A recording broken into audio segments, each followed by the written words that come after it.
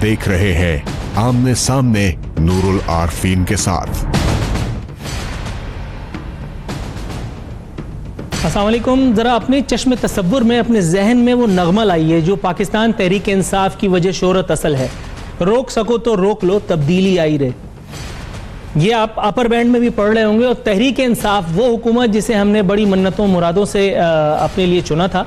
तहरीक इंसाफ की हुकूमत ने आने के बाद एक और तोहफा पाकिस्तान के अवाम को दिया, उस एक अवाम को दिया जो पाकिस्तान में तब्दीली लाने का मूजिब बनी। गैस के नरखों के बाद, बिजली के नरखों में इजाफे की खबर के बाद अब पेश खिदमत है नई हुकूमत का एक और नादिर शाही कारनामा, एक ऐसा कारनामा जो बजा तौर पर Guinness book of the world record में तहरीर किए जाने के लायक है, और वो है पेट्रोलियम मसनूआत के नरखों में इजाफे का। बताया जा रहा है कि ओगरा ने 13 रुपए की सिफारिश की थी, लेकिन हम चूंकि हम हातिम ताई के कुछ लगते हैं, इसलिए हमने अवाम के लिए महज 5 रुपए बढ़ाए। अब आप देखिए पाकिस्तानी अवाम जो बेचारे न जाने कितने बैरूनी कर्जों से दबे हुए हैं, इस एक हुकूमत के इस एक एहसान तले भी दब गए। फिर दूसरी बात हम ये करेंगे कि यहाँ APC में शिरकत से माजरत फरमा ली, और वो भी किसने? उसने जो सबसे ज्यादा खफा था अपने हटाए जाने पर। मैं बात कर रहा हूं नून लीग की। नून लीग को सबसे ज्यादा खफगी थी, और अब नून लीग वाले ये बता रहे हैं कि अब मियां साहब ने टीवी देखना छोड़ दिया है। जब लोग उनसे पूछते हैं कि मियां साहब आपके कमेंट्स क्या हैं, तो वो कहते हैं मेरे घर का टीवी खराब है। उनके घर का टीवी खराब कैसे हो गया? मरियम नवाज के ट्वीट कौम मिस कर रही है, इसी तरह की दीगर मालूमात हैं। साथ ही साथ आसिफ अली जरदारी साहब ने जो हुकूमत को ललकारा था, वो ललकार अब मफामती पेशकश में कन्वर्ट हो गई है। बताया जा रहा है कि इसका सबब यह है कि ऑल पार्टीज कॉन्फ्रेंस जो पैदा होने से पहले ही मार दी गई या मर गई, वो उसका सबब है। इसी नौइयत के दीगर मौजूआत पर बात करने के लिए आज हमारे साथ मौजूद है मोहतरमा कमल शोजब साहिबा, ताल्लुक़ है पाकिस्तान तहरीक इंसाफ से। मोहतरमा शाहिदा रहमानी साहिबा भी हमारे साथ इस्लामाबाद से मौजूद हैं। दोनों मोअज़्ज़ज़ मेहमानों को इंतहाई मशकूर हूँ। इसी के साथ डॉक्टर ज़ुबैर साहब भी, बल्कि मोहम्मद ज़ुबैर साहब भी हमारे साथ टेलीफोन लाइन पर मौजूद होंगे। सबसे पहले चूँकि बात हुई तब्दीली की, तो तब्दीली के लिए मैं मोहतरमा कमल शोजब साहिबा को ज़हमत कलाम दूंगा। मैम, जितना कुछ मैंने बुकराती बघारी है, आपको यकीनन इससे इख्तलाफ होगा क्योंकि ये आपकी पार्टी से या उसकी की गई एक अमल से मुताल्लिक है। आप इससे पहले कि मुझे टेक्निकलिटीज़ में उलझाएं, मुझे अगर बिटवीन द लाइन ये समझाने की कोशिश करें कि वो तब्दीली जो हम बड़ी मन्नतों मुरादों से लाए थे, वो पाकिस्तानी अवाम को रास क्यों नहीं आ रही? नूरुल आरफीन, लाए थे नहीं, लाए हैं। और मेरे ख्याल में आप उन लोगों में शामिल नहीं है जो तब्दीली चाहते हैं, इसलिए आप बहुत ही पेसिमिज्म की तरफ जा रहे होते हैं। दूसरी बात ये कि ये तब्दीली 5 साल के लिए आई है, और इंशाल्लाह ये हमेशा रहने वाली तब्दीली है, जाएगी नहीं, क्योंकि पॉलिसी लेवल पे तब्दीली आती है और चीज़ों को ठीक किया जाता है तो उसके असरात, उसके समरात भी नज़र आते हैं। जहाँ तक आपने बात की कि पीपल्स पार्टी और PMLN जो है उन्होंने भी तब्दील होना शुरू कर दी है, तो मुझे आपकी ये जो सरकाज़म आपने शुरू में किया, मुझे ऐसे लग रहा है कि आपको हालात बेहतर होते हुए या सियासतदान कम लड़ते हुए पसंद नहीं आ रहे। शायद प्रोग्राम की रेटिंग का इशू हो जाता है। आप भी थोड़ी सी तब्दीली ले आए, अच्छी बात है। हम सियासतदानों का जो कचूमर और मरूंडा आप बनाते हैं रोजाना प्रोग्राम्स में बैठ के, इसको थोड़ा कम कर लें। हम लोगों के भी दिमाग काम करते हैं और हम बड़ी मेहनत करके यहाँ तक पहुँचते हैं, और अवाम के असली नुमाइंदे हम लोग ही होते हैं। असल तो मेहनत सियासतदान तबका ही करता है मैम, इसमें कोई दो राय आपकी नहीं। असल मेहनत तो सियासतदान तबका करता है। मतलब अवाम तो बेचारे रह गए पिसने के लिए, और रह गए हम जैसे छोटे मोटे एंकर, तो हम लोगों की वक़्त ही क्या है? अवाम बेचारे को पिसने के लिए नहीं छोड़ा जा रहा ना।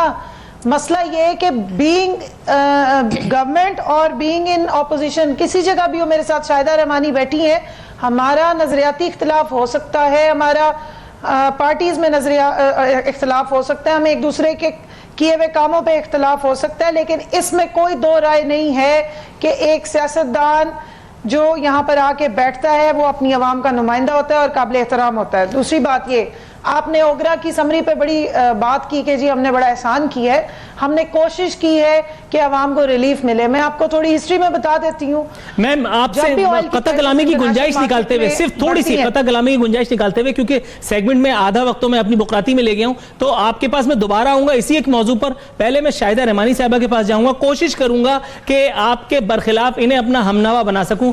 मैम, थोड़ा सा प्रेस्टीज का भी सवाल है शाहिदा रहमानी साहिबा, जरा इखलाकन ही इन सुकरातों को बोलने दिया करें। अगर आप इखलाकन ही मुझसे इत्तेफाक करती नजर आए, अगर आप पाकिस्तानी अवाम की हकीकी नुमाइंदा है, मसीहा है, मैंने कितना कुफ्र तोला है मैम, और वो तब्दीली जो एक मरतबा फिर पेट्रोलियम मसनूआत के नरखों में इजाफे की सूरत में आई है, आपके ख्याल में क्या वाकई बिलावल भुट्टो साहब को गलतफहमी हुई है? क्या वाकई पाकिस्तानी अवाम का जो है वो मामला आगे पीछे नहीं हो गए?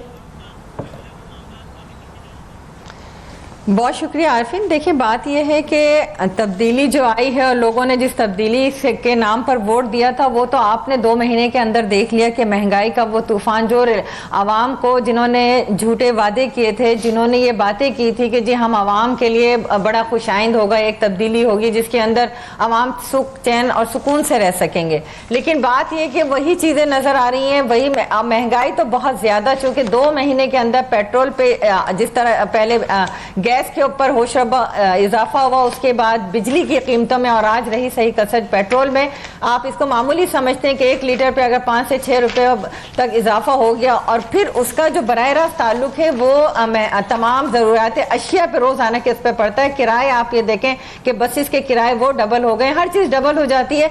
तो वो लोग, आवाम तो ये उम्मीद कर रही थी कि जो नई हुकूमत आई है, नया पाकिस्तान के नाम से आई है, तब्दीली के नाम से आई है, और वो चीज़ें कि 200 अरब डॉलर 200 अरब रुपीस लिए खड़े हुए हैं और आने के साथ कर्ज उतर जाएगा, वो सारी चीजें, तो वो तो देखें जमहूरियत इसी का नाम है कि लोग जब बुलंद बांग दावे करते हैं और जब हुकूमत में आते हैं वो काम नहीं करते, तो फिर वो आवाम की उम्मीदों पे पूरा नहीं उतरते, और फिर वो सेकंड टाइम जो आता है तो फिर आवाम उसके साथ जो है वो रिवेंज करती है, या वो आवाम उससे बदला लेती है।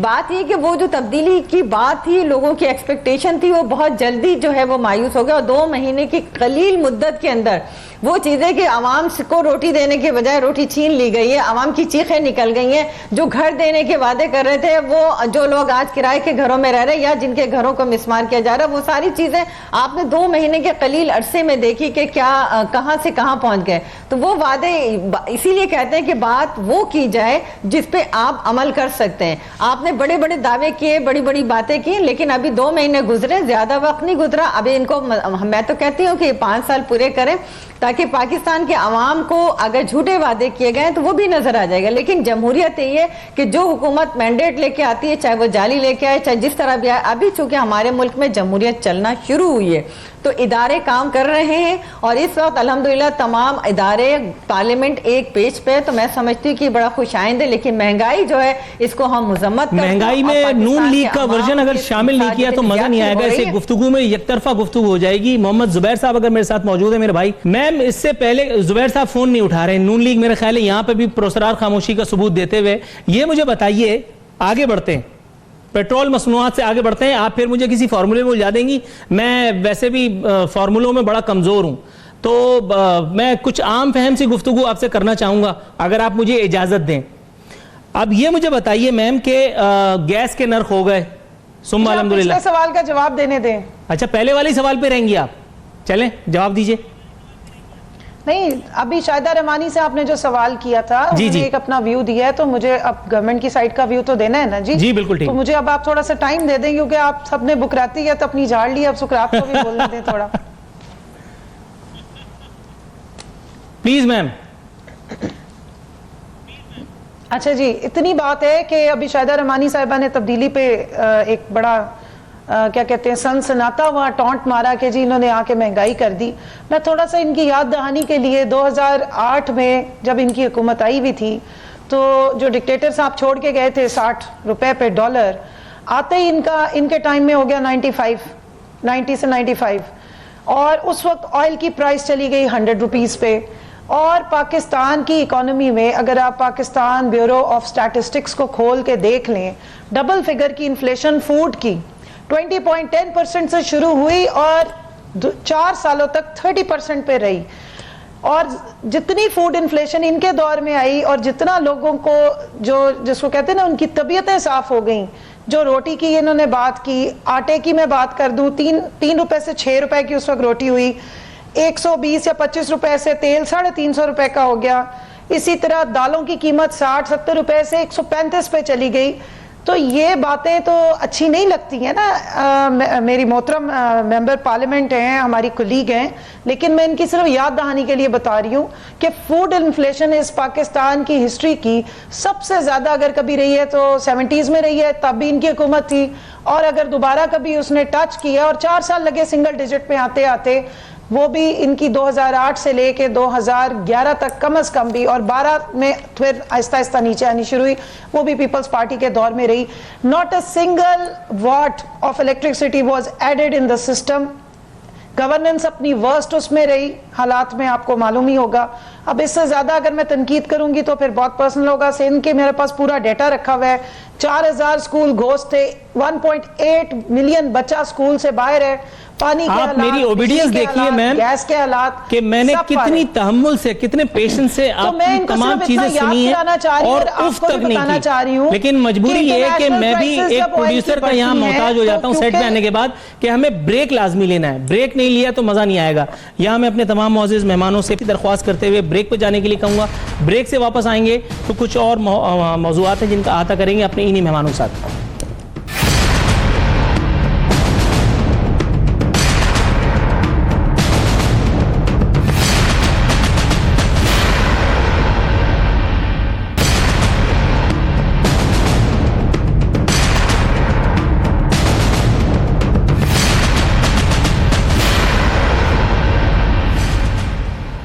वेलकम बैक नाजरीन। सेकंड सेगमेंट में आपको खुशामदीद कहते हैं। फाइनली नून लीग हमारे साथ मौजूद है। Lieutenant general retired Abdul Qayyum साहब हमारे साथ मौजूद हैं। सर, प्रोग्राम में आपको बहुत बहुत खुशामदीद कहता हूं। बड़े अरसे के बाद आपसे गुफ्तगू को शर्फ हासिल हो रहा है।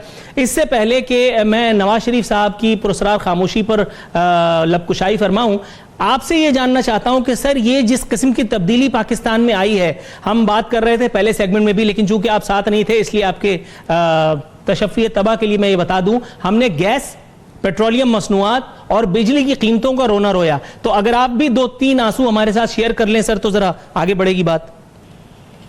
बहुत मेहरबानी नूरुल आरफीन। मैं यही कहना चाहता हूं कि देखें, पाकिस्तान जो है वो ऑफ कोर्स मुश्किल हालात से गुजर रहा है, और सबसे ज्यादा सेटबैक हमें जो हुआ वो ये वार ऑन टेरर की वजह से इन्वॉल्वमेंट और बहुत सा नुकसान, ओवर 100 बिलियन डॉलर्स का जो है, प्लस शहादतें हुई। तो इससे सिचुएशन जो है हमारी पाकिस्तान की माली लिहाज से भी, लोगों की इन्वेस्टमेंट के लिहाज से भी अफेक्ट हुई। तो ये बड़े प्रेशर्स हैं, और अभी जो नई हुकूमत आई है इसके लिए चैलेंजेस ऑफ कोर्स हर हुकूमत के लिए थे। आप देखें, परवेज मुशर्रफ साहब आए थे तो वो कहते थे मैं अंदर बहुत ज्यादा प्रेशर पे हूँ, मैं कैसे ये टैक्स को क्लियर करूँ। तो उन्होंने पेरिस क्लब के साथ फिर वेस्ट में बात कराई थी, और 15 कंट्रीज में अपने सारे लोन रीप्रोफाइल करके डेफर कर दिए थे, और उनको कुछ रिलीफ मिल गई थी। इसके बाद जो पीपीपी की गवर्नमेंट आई तो उन्होंने कहा कि शौकत अजीज साहब ने बहुत सी प्राइसेस रोकी हुई थी, और उन्होंने डीवैल्यू नहीं होने दिया रुपये को, और मसला बन गया, और उन्होंने भी फिर IMF को जाना पड़ा।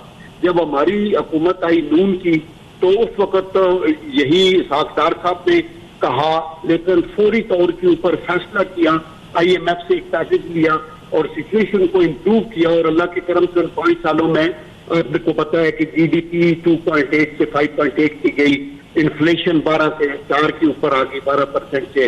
इकोनॉमी का साइज जो तकरीबन 22,000 अरब था वो कोई 34 या 36,000 अरब तक चला गया। तो ये बड़ी अच्छी बातें थी। लेकिन मसला ये है कि फिर जब 1 साल गुजरा है 2017 के, जिसमें ये पनामा और प्राइम मिनिस्टर रिमूव हो गया, फाइनेंस मिनिस्टर हट गया, अनसर्टेनिटी आई, और ये मुश्किलात के अंदर, और फिर रुपए पे प्रेशर था, तो सिचुएशन खराब हुई। अभी जो नई हुकूमत आई है, मैं विदाउट ऑनेस्टी ये मुखालफत प्राय मुखालफत का मैं कायल नहीं हूँ। मैं कहता हूँ इनके लिए मुआशी चैलेंजेस बड़े हैं, लेकिन अभी जो लोग इनको तांत करते हैं वो इसलिए करते हैं कि जब ये अपोजिशन में थे तो ये बड़े सुहाने ख्वाब दिखाते रहे, बड़ी हर चीज के ऊपर इन्होंने कहा, लोन की बात की कभी भी नहीं लेंगे, खुदकुशी करेंगे, आपको ये है हम शहरों को बंद कर देंगे, हम पाकिस्तान को बंद कर देंगे। तो अभी ये चीजें जब सर कयूम साहब, सर कता कलामी की गुंजाइश निकालते हुए एक छोटी सी बात गोश गुजार कर रहा हूं। असल में कुछ ख्वाबों की किस्मत में ताबीर नहीं हुआ करती। आपसे दरखास्त है कि आप हमारे साथ टेलीफोन लाइन पे मौजूद रहिएगा। फिर मैं आपसे आकर के जानना चाहूंगा कि मियां साहब ने एपीसी को लिफ्ट क्यों नहीं कराई। पहले मैं शाहिदा रहमानी साहिबा के पास जाना चाहूंगा। मैम ये मुझे बताइएगा, आसिफ अली जरदारी साहब ने एक प्रेस कॉन्फ्रेंस तलब की, उसमें हुकूमत के खिलाफ अपोजिशन को यकजा होने का जो है वो मशवरा दिया गया। उम्मीद की जा रही थी कि हुकूमत के खिलाफ ये एक मौसर तहरीक बनने जा रही है, लेकिन ये गुब्बारे में से पहले ही दिन हवा निकल गई। नवाज शरीफ साहब ने भी लिफ्ट नहीं कराई। शहबाज शरीफ साहब तो आजकल अपने ही मसाइल से दो चार हैं। उसके बाद फजलुर रहमान साहब बेचारे सिर्फ अपना डीजल फ्यूल वगैरह फूकते पाए गए। एंड रिजल्ट कुछ नहीं निकला। एंड पे आकर के वही पार्लियामेंट में खड़े होकर आसिफ अली जरदारी साहब ने एक खुशनुमा किस्म की तकरीर दाग दी, जिसमें उन्होंने फरमाया सरप्राइजिंगली कि 5 साल तक हुकूमत को ताउन करने के लिए तैयार हैं। मैम ये मजबूरी का सौदा था या ये वाकई हुब्बे अली का इसका सबब था, क्या मामला है? आरफीन बहुत शुक्रिया। देखें, सबसे पहले तो मैं इनका जवाब दे दूं। इन्होंने 2008 से लेके 13 तक की हमारी गवर्नमेंट की बात की, तो आपको वो याद होगा कि उस वक्त जब हमारी हुकूमत आई तो उस वक्त हम इंपोर्ट कर रहे थे, गंदम भी, शुगर भी, सब चीज़ें हम इंपोर्ट कर रहे थे। लेकिन ये हमारी लीडरशिप का विजन था कि हमने इंपोर्ट को एक्सपोर्ट में चेंज किया और हम खुद कफील हुए ज़राअत में, और हमने तरक्की दी इदारों को भी, और आज इस मुल्क में जमहूरियत चल रही है तो वो भी हमारे मरहूने मिन्नत चल रही है। बात यह कि हमने तब्दीली का नारा नहीं लगाया, तो लोगों की एक्सपेक्टेशन आपसे बहुत ज़्यादा वाबस्ता थी और वो एक्सपेक्टेशन जो है वो ख़त्म होती जा रही है। अब आते हैं हम आपके सवाल की तरफ। आपने कहा जी कि एपीसी के लिए ऐसा हुआ था, तो आपको मैं ये बात अर्ज कर दूं कि जनाब जब इलेक्शन हुए, इंतखाबात के जो नताइज थे, अपोजिशन पार्टियों को जिस तरह तहफ़्फ़ुज़ात थे, तो पाकिस्तान पीपल्स पार्टी ही की लीडरशिप की बसीरत थी, दानिशमंदी थी कि उन्होंने सबको राजी किया कि आए पार्लियामेंट में और हम जमहूरियत को डिरेल नहीं होने देंगे और ना किसी ऐसी साजिश का हिस्सा बनेंगे। तो आपने ये कैसे तस्वुर कर लिया कि हम जमहूरियत को डिरेल करना चाह रहे थे? हम तो ये चाह रहे थे कि अपोजिशन मुत्तहिद होकर इस जगह पे पहुंचे कि पाकिस्तान को इस वक्त जो दरपेश चैलेंजेस हैं, जो खतरात हैं, जिस तरीके से यहाँ पे कोई पॉलिसीज नहीं दी गई, ना फॉरेन पॉलिसी है, ना आपकी मईशत तबाह हो रही है, ना कोई माशी पॉलिसी है, कोई विजन नहीं को हुकूमत का नजर आ रहा, तो एक प्लेटफॉर्म पे बैठे और उस पर सोचें। तो आज अल्हम्दुलिल्लाह कल आसिफ अली जरदारी साहब, साबिक सदर आसिफ अली जरदारी साहब ने जिस तरह स्पीच की, उन्होंने अपने विजन का बताया कि हमारे मकासद क्या है। हम सिर्फ हम इस पाकिस्तान को डेवलप करना चाहते हैं, इस पाकिस्तान की तरक्की के लिए, इस कौम की तरक्की के लिए हम कुछ करना चाहते हैं। हम पार्लियामेंटेरियन जिस पे पाकिस्तानी अवाम ने इतनी भारी जिम्मेदारी दी है, हम यहाँ आकर कुछ करें बजाय इसके कि हम आपस में इंतशार और निफाक का शिकार। Got your point. मैं मुझे ब्रेक पे जाना है, लेकिन उससे पहले मुझे हुकूमती वर्जन भी शामिल करना होगा। कंवल साहिबा, आप अगर इस पर रिस्पॉन्ड करना चाहें कि आसिफ अली जरदारी साहब ने हुकूमत को जो पहले एक चेतावनी दी थी हिंदी में, और उसके बाद फिर अचानक वो जय बीरू वाली दोस्ती की तरफ अब बढ़ते जा रहे हैं, पता नहीं वो होगी या नहीं, आपके क्या जज्बात इस हवाले से? नो चेतावनी। देखिए, यू टर्न का वर्ड बड़ा अच्छा है, लेकिन इस्तेमाल हर जगह ही हो सकता है। ऐसी बात नहीं है कि एक ही साइड से आता रहे, इस्तेमाल की उसकी ज़रूरत होती है। एनी हाउ, बात यह है कि कुछ लोग उसको मुफाहमत कह देते हैं, कुछ लोग कहते हैं सियासत में हरफ आखिर कोई नहीं होता, कुछ कहते हैं कि ये तो हमने सियासी बयान दिया था, कुछ कहते हैं कि इसका मकसद कुछ और था। बहरहाल जो भी मकसद था, एक अच्छी बात की गई और हमने उसको वेलकम किया। एक अच्छी स्पीच थी। मैं अपनी उस बसारत में जो चीज़ मुझे वहाँ बैठे हुए महसूस हुई कि कंस्ट्रक्टिव, एक पॉजिटिव बात हुई। और अगर देखें, कोई भी जो अपोजिशन जमात के लीडर्स अगर इस तरह की बात करें जिसमें अवाम के इंटरेस्ट को वॉच किया जाएगा, तो ट्रेजरी बेंचेस हमेशा उसको वेलकम करेंगे, क्योंकि अपोजिशन का मेन मकसद अवाम के इंटरेस्ट को वॉच करना है, ना कि ये अपने और अपने ख़ानदान के इंटरेस्ट को वॉच करना चाहिए। बाकी जहाँ तक रही इसके अलावा इश्यूज़, जो जहाँ तक एहतसाब की बात है, एहतसाब अक्रॉस दी बोर्ड हर एक के लिए, जो भी इदारे हैं जिधर भी करेंगे उनके साथ हुकूमत तो स्टैंड करेगी। जैसे आपने देखा कि कल जो हालात हुए, सुप्रीम कोर्ट का डिसीजन आया, वो पॉपुलर हो या ना पॉपुलर हो, लेकिन इदारों का तहफ़्फ़ुज़ और इदारों ने जो हुक्म अहकाम दिए हैं उनका तहफ़्फ़ुज़ स्टेट की जिम्मेदारी है, और इसी को रेट ऑफ गवर्नमेंट कहते हैं, रेट ऑफ स्टेट कहते हैं, जिसको हमने प्रोटेक्ट करना है। बाकी अपोजिशन जब भी मैम आपसे पेशेंस की दरखास्त है। मैं अब्दुल कयूम साहब से एक छोटा सा सवाल पूछना चाह रहा हूं। अब्दुल कयूम साहब सर ये मुझे बताइएगा, मियां नवाज शरीफ साहब की खामोशी जो है वो दिन ब दिन पुरस्कार होती चली जा रही है। मियां साहब जो है वो अब टेलीविजन भी उससे अवॉइड कर रहे हैं। मरियम नवाज के ट्विटर से जो निकलने वाले ट्वीट थे उस अकाउंट से, वो भी पाकिस्तानी कौम बहुत मिस कर रही है। सर इस खामोशी का सबब क्या है? देखिए, जब वो ट्विटर पे ट्वीट आते थे तो उस वक्त भी लोग मोतरज होते थे और मेरे साहब का बयान आता था तो फिर भी शोर मचता था। देखिए, अभी हमारी पार्टी में प्रेसिडेंट शहबाज शरीफ साहब और पार्टी अपनी तरफ से रवान दवा है, पॉलिसीज आ रही हैं, बयानात आ रहे हैं। नवाज शरीफ साहब एक मुतब्बर हैं, एक पार्टी के लीडर हैं, 3 दफा प्राइम मिनिस्टर रहे हैं। वो कहते हैं ना कि अंग्रेजी का एक मुहावरा है कि speech is silver, silence is gold. और वो जो सबसे बड़ी अर्टी जो है वो तकारीर नहीं है, वो खामोशी है।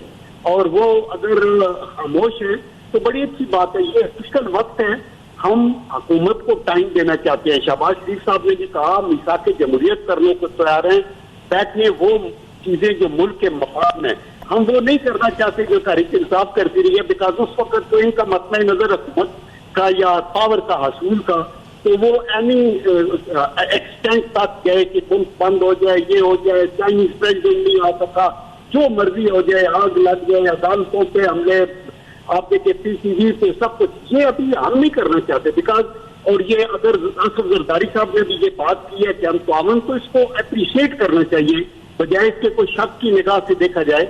और आई थिंक हुकूमत में जो होता है बंदा वो ज्यादा हमल हो जाता है। राइट सर, इस एक बात पर शक न करते हुए यहाँ वक्त हुआ है प्रोग्राम में एक मुख्तसर सी कमर्शियल ब्रेक पे जाने का। वापस आएंगे तो अपने प्रोग्राम को कंक्लूजन की तरफ लेके चलेंगे।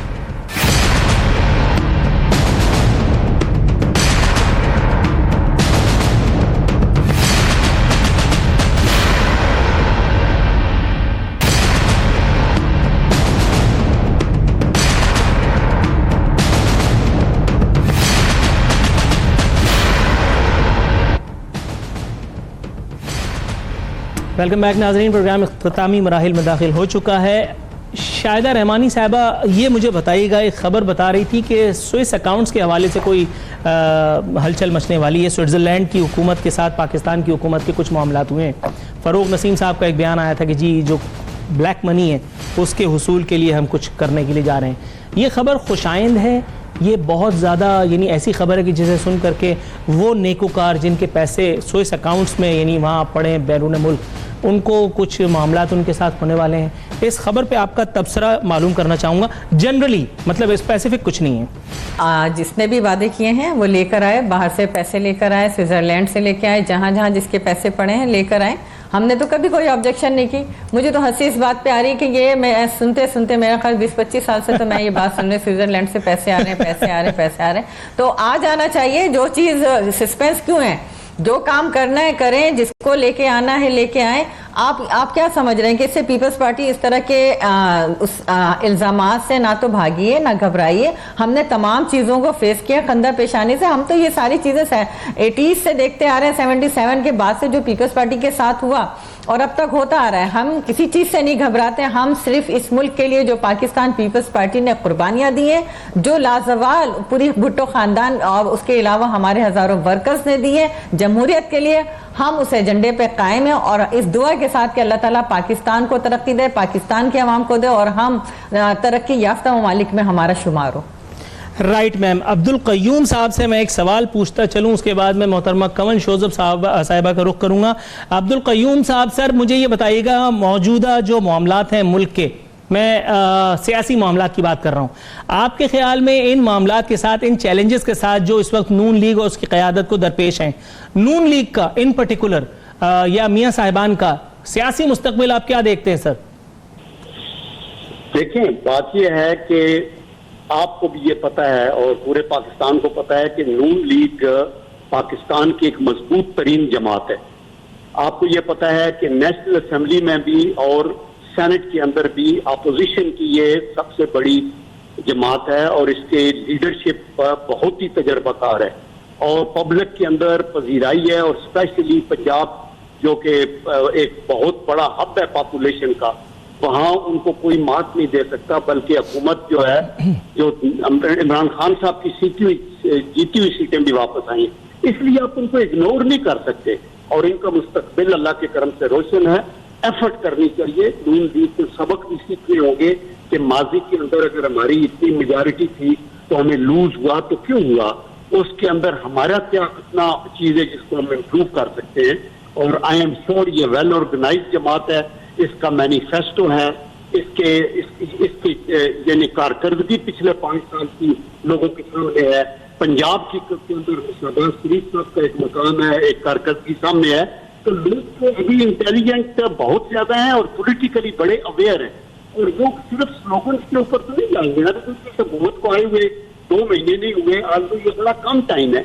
लेकिन इवन देन ये गैस की कीमत, बिजली की कीमत, ये फैसले, ये पैरालिसिस, ये कंफ्यूजन, इससे लोग नालाम हुए कि अपने जो सपोर्ट करने वाले लोग हैं उन्होंने भी कहा कि ये क्या, बल्कि वोट भी नहीं दिए और दूसरे लोगों को जिता दिया। तो मैं ये कहना चाहता हूँ कि मुस्लिम लीग नून हो या पीपल पार्टी हो या अभी तारीख इंसाफ हो, क्योंकि एक मर्द उनकी एक अच्छी पार्टी बन के आई है, आल्दो इनको और कुछ टाइम लगता है और ज्यादा मेच्योर होते तो फिर हुकूमत मिलती, लेकिन प्री मेच्योरली आ गए, गुड एनफ, और उनको एक्सेप्ट कर दिया गया पार्लियामेंट के अंदर जाके अपोजिशन पार्टियों ने। अभी मैं अगर ईमान आपको सच्ची बात बताऊं कि हमारी ख्वाहिश है कि अल्लाह ताला करे इनकी पूरी मदद हो और पाकिस्तान को ये आगे लेके चले। लेकिन सिर्फ जो है ना, यू हैव टू, वो कहते हैं ना, वॉक द टॉक। आप बातें करें बहुत ज्यादा और काम कोई ना हो सामने, तो वो अच्छा नहीं होगा। और अगर 100 दिन गुजरेंगे तो लोग इनके सामने रखेंगे 100 दिन का मैनिफेस्टो कि आपने तो ये बनाया था, आपने क्या खोया है, क्या पाया है। तो इनको चाहिए कि अमल से साबित करें और अपनी पॉलिसी और प्रोजेक्शन से साबित करें। और एक विजडम होती है जो हुकूमत की, वो अनफॉर्चुनेटली यहाँ लैक कर रही है, क्योंकि इनके जो वजीर हैं इधर भी और सूबे में भी, उनकी जो गुफ्तगू होती है वो सर उस पर तो अलग प्रोग्राम हो सकता है अब्दुल कयूम साहब। वो वज़रा की बातें और उनका वो जो कश्फ है, उनका जो इल्म नजूम की सलाहियतें हैं, उस पर तो एक अलग से प्रोग्राम हो सकता है। मैम कमल शोजब साहिबा, ये मुझे बताइएगा, सिराजुल हक साहब का कहना है कि मदीने की रियासत के क़याम के लिए हुकूमत ने 2 कदम भी नहीं उठाए। बात सही भी लगती है, ना मदीने में कोई आईजी था, ना इस तरह से उसका वहां तबादला कर दिया जाता था जिस तरह से यहां कर दिया जाता है, और वो भी इसलिए कि गाय भैंसों वाला कोई मामला हो। इससे पहले डीपीओ पाकपतन की एपिसोड, आप कोई ऐसा जवाब तराशना चाहेंगी कि जिससे पाकिस्तानी अवाम को जो इस वक्त अपना इंटरव्यू ये देख करके, ये वाला इंटरव्यू देख करके अपना वक्त बर्बाद कर रहे हो, कि उनको भी यकीन आ जाए कि नहीं चलो इस मरतबा तो हमें कोई ऐसा जवाब दिया कि जो हम कोनेन की गोली की तरह निगल लें? एक तो आपको ना वैसे फार्मूला 1 की फिल्में लिखनी चाहिए जितना आप ट्विस्ट देते हैं चीजों को। ये आप गलत जगह पे बैठे हुए हैं नूरुल आरफीन। थोड़ा सा मेरे ख्याल में थोड़ा सा प्रोफेशन बदले, ज्यादा हिट हो जाएंगे। यहाँ पे आपकी दाल नहीं गलनी। मैम मैं तो सीवी अपना ईमेल करने के लिए तैयार हूँ प्रोग्राम के फौरन बाद। आपने बड़े अच्छे तरीके से पिच किया है क्वेश्चन, में आपको आंसर दे दूं इसका। जी, बात यह है कि जो एक चेन ऑफ कमांड है उसमें एक होता है इंटीरियर मिनिस्टर, और इंटीरियर मिनिस्ट्री इस वक्त आप समझे गलती से या खुशकिस्मती से वो प्राइम मिनिस्टर के पास है, और प्राइम मिनिस्टर एक चीफ एग्जीक्यूटिव भी होते हैं जो एक ऑर्डर दे सकते हैं। बाकी जहां तक जो आईजी साहब हैं इस्लामाबाद के, उन्होंने 22 घंटे तक जो जिस स्टोरी को ट्विस्ट किया जा रहा है और उसमें गाय भैंसें लाई जा रही है। मजे की बात यह है कि 2 महीने में गाय भैंसों का इतना जिक्र हुआ है मीडिया में भी और हमारे कोलीग्स के यहाँ भी, कि गाय भैंसें भी अपनी किस्मत पे इस वक्त बहुत खुश होंगी कि देखेंगे इन लोगों को और कोई काम नहीं है सिवाय हमें ट्विस्ट देने के। Any how, on serious note, बात सारी ये है कि आजम सवाती साहब को तो एक टूल के तौर पे यूज किया जा रहा है कि जी उनकी वजह से हुआ। बेसिकली 3-4 पेजेस की समरी शहरयार आफरीदी साहब जो मिनिस्टर ऑफ स्टेट हैं फॉर इंटीरियर, उन्होंने पहले ही समरी फ्लोट की हुई थी against IG and his conduct कि वो कॉपरेट नहीं कर रहे हैं और मिनिस्टर को भी नहीं सुन रहे हैं, और बहुत सारी कंप्लेंट्स थी उनके खिलाफ जो इसकी असल बैकग्राउंड है। और इस वजह से ये तो एक एडिशनल चीज थी जो हुई और जिसको मीडिया ने पिक कर लिया है, लेकिन बेसिकली उसी बेस पर उनका ऑर्डर किया गया था। अब वो मामला वैसे ही सब जुडिस से कोर्ट के अंदर मौजूद है, तो मेरे ख्याल में उसको आपको भी ट्विस्ट नहीं देना चाहिए फार्मूला 1 के तहत, और मुझे भी उस पर फिलहाल कोई ऐसा कमेंट नहीं करना चाहिए, क्योंकि ऑलरेडी उस पर एक पोजीशन ली गई है और उसको सुप्रीम कोर्ट ने उस पर बुला लिया है। तो अब मेरे ख्याल में उनको पूरा मौका देना चाहिए कि वहां से वो क्लियर हो। और जहां तक जो डीपीओ साहब को अभी तक आप लोग याद कर रहे हैं, उनकी भी वो मामला खत्म हो गया, और जब बिल्कुल दोनों मामला बिल्कुल खत्म हो चुके हैं मैम। आपका जवाब, आपकी वजाहत, चाट पे चाट मसाला छिड़का जाता है आपका जवाब और आपकी वजाहत दोनों पाकिस्तानी अवाम तक मनोन पहुंच गए। मैं मोहतरमा कंवल शोजब साहिबा का और मोहतरमा शाहिदा रहमानी साहिबा दीजिए। जी मैम, अनफॉर्चुनेटली मैं एक प्रोड्यूसर के ताबे हूं उस वक्त, जो नहीं चाह रहा कि आपसे मजीद गुफ्तगू की जाए ताकि आप फिर मुझ पर कोई फतवा ठोक दें। शुक्र है आप किसी के तो ताबे हैं। मैं अपने तमाम मोअज़्ज़िज़ मेहमानों की आमद का इंतहाई मशकूर हूं कि अपनी मसरूफियत के भी उन्होंने हमारे शो को रौनक बख्शी। नाज़रीन, ये था इस हफ्ते का प्रोग्राम। नूरुल आरफीन सिद्दीकी और आमने सामने की टीम को इजाजत दीजिए। ये अमान अल्लाह।